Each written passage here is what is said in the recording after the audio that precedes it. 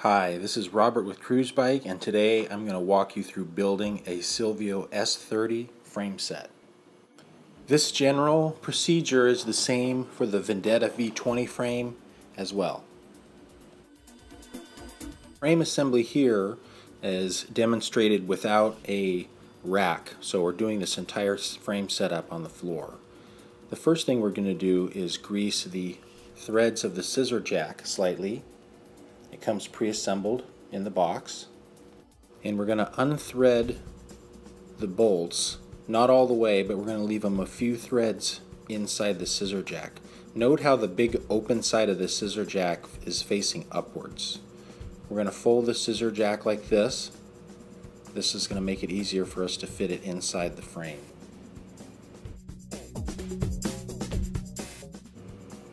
Once we remove the screws all the way, making sure we kind of maintain the same folded shape, we're going to work the scissor jack in through the holes.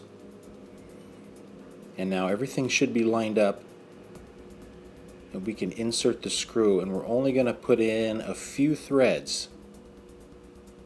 We're going to repeat that with the lower screw. And then we're going to pinch this together and make sure we maintain that nice folded shape of the scissor jack. That's going to allow the headrest tubes to slide in easy. Now I personally like to slide the rubber sleeves down over the edge of the headrest tube just slightly, make it a little easier to slide past the scissor jack so we don't have any binding. And then we should be able to slide the headrest tubes into the frame. There will be a little bit of resistance because it's rubbing up against the frame and the scissor jacks, but once it gets started it should go right in.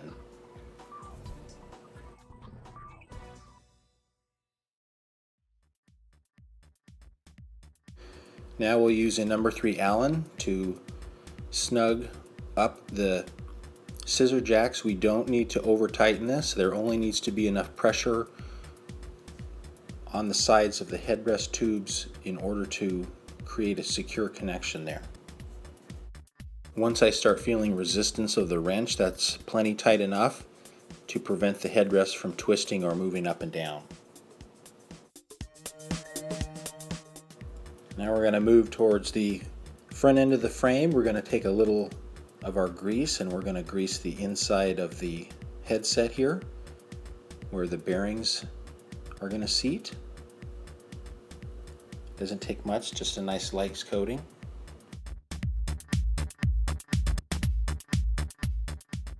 Out of the box, the bearings are pre-installed on the fork steer tube.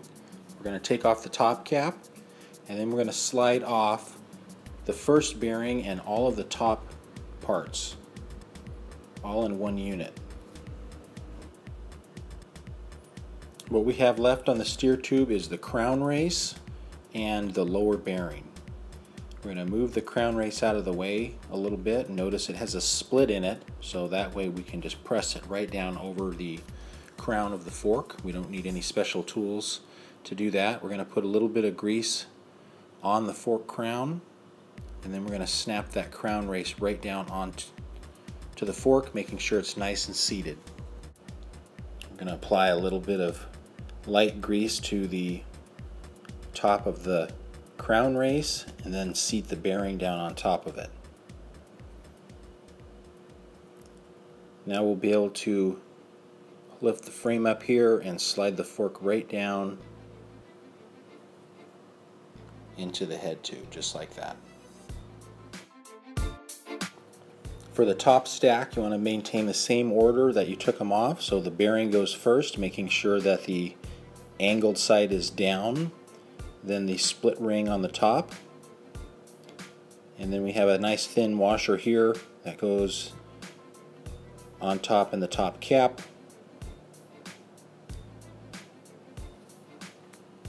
Everything should be nice and seated inside the frame, and once we have that seated, we can put our spacers in. In the package you should have one thin spacer and then one thicker spacer goes on top of that. And now we'll put the pivot clamp on. In order for the pivot clamp to function properly, it's important to make sure that you have the proper number of spacers. and that it's facing the right direction. When we remove the screws from the pivot clamp, you should have one thin spacer on the bolt side, and on the sleeve side you should have two spacers.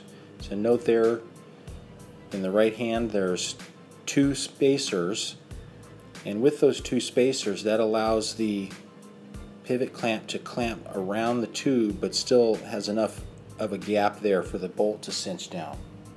Very important that this unit be set up this way.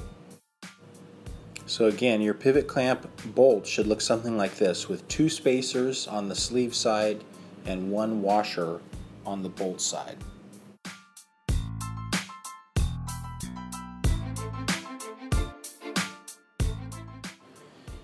Once you've checked your pivot clamp bolts and make sure that you have the proper number of spacers, we're going to reassemble the pivot clamp and slide it up on top of the fork like this. Now note, you should have a 2 to 3 millimeter gap at the top of the fork.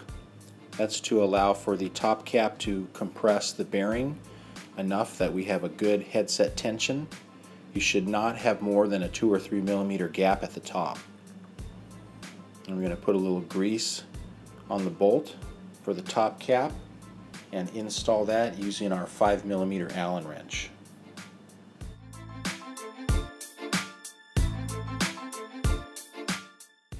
Now before we completely tighten that cap to set our headset bearing, we're going to want to make sure that we have a nice even fit.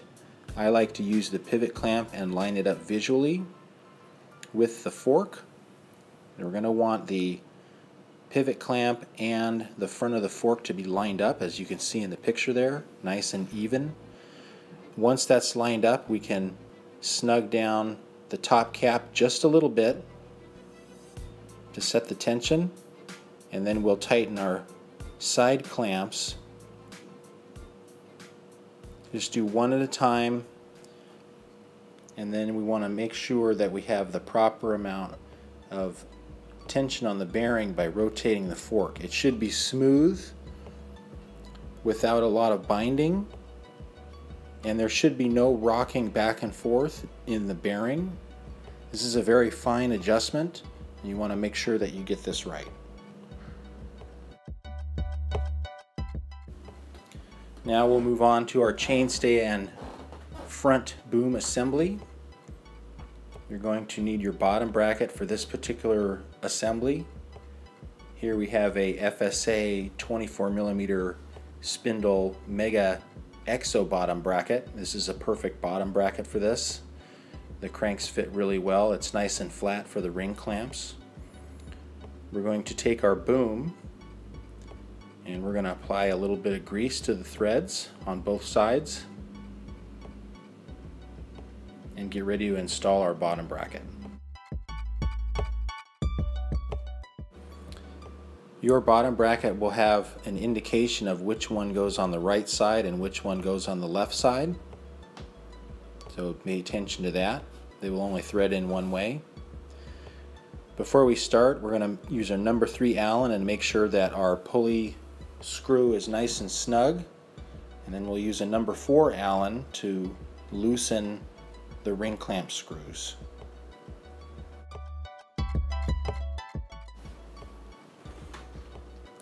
The easiest way to do this is to use one hand and, leveraging off the floor, kind of hold the boom inside one of the ring clamps. We're going to tighten the right side bearing by hand as far as we can, and then once we get that nice and snug, we're going to use our bottom bracket tool and snug this down. The bottom bracket tool you use might be different depending on the bottom bracket you have.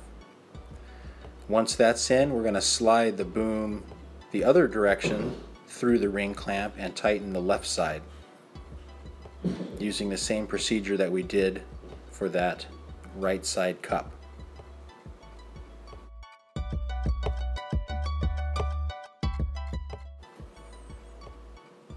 Use our bottom bracket wrench again to snug down the left side cup.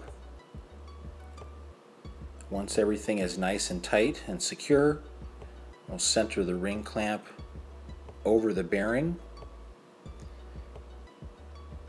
and that bottom bracket is installed. There should be free play. Now when we snug these down, the ring clamps around the bottom bracket, we only want to go 1/4 to 1/2 turn after it's snug. If you tighten this too much and shorten this gap, you can actually crush this cup. So we only want to snug this down until we get resistance on the bearing, making sure that if we're going to make an adjustment, we loosen those screws.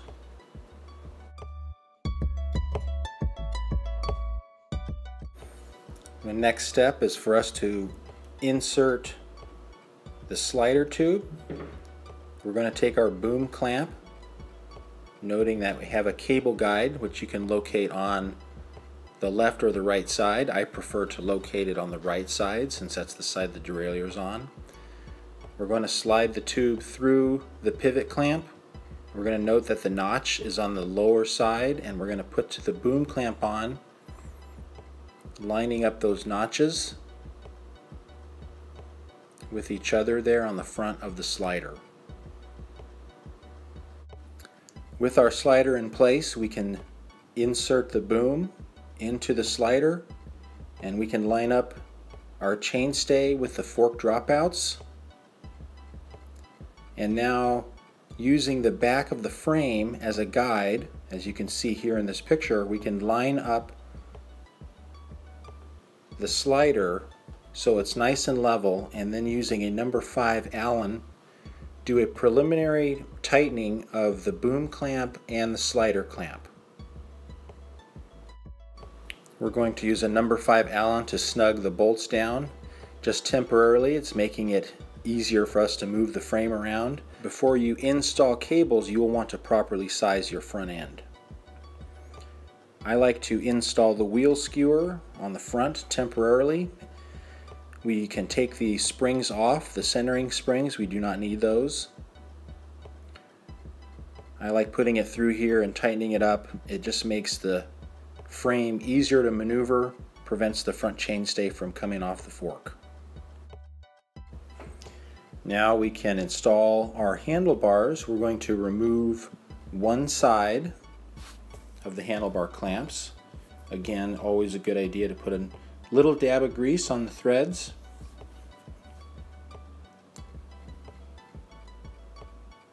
The left side we're going to unthread, but we're not going to completely remove it, because with enough gap you can slide the handlebars through and then retighten the clamp. Once that's secure, install the right side clamp.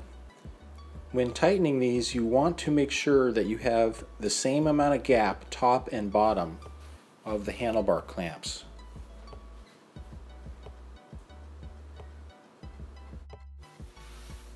For the frame assembly, I am only snugging the bolts down. Before you install your shifters and run your cables, you will once again go through a size process and make sure that the handlebars are in the proper position for you. But for the sake of building the frame, we're just going to snug it down a little bit. And that just about does it. Your Silvio or Vendetta frame is 100% assembled and ready for component installation. Got the scissor jack installed. Installed our fork, pivot clamp, set our bearing tension, assembled and installed our front end, and your frame is ready for components.